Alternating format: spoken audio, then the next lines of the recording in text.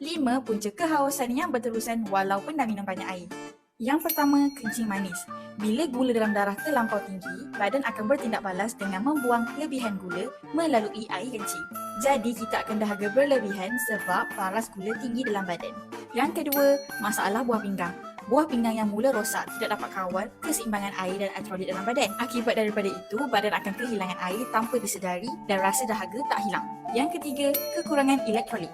Minum air kosong yang terlalu banyak tanpa cukup garam mineral. Kesan daripada itu, badan akan mula rasa kering walaupun dah minum banyak air sebab otak hantar signal mengatakan yang badan kita tak cukup air. Yang keempat, mulut kering, iaitu kurangnya air liur dalam mulut disebabkan stres, pengambilan ubat ataupun masalah saraf.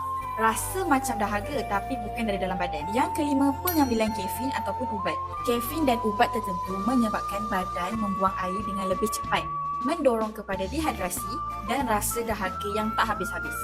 Jadi, kalau korang ada masalah kehausan yang berterusan, boleh pergi rujuk doktor untuk tahu lebih lanjut apa penyebabnya. Jangan lupa like, follow and komen kalau lagi banyak info.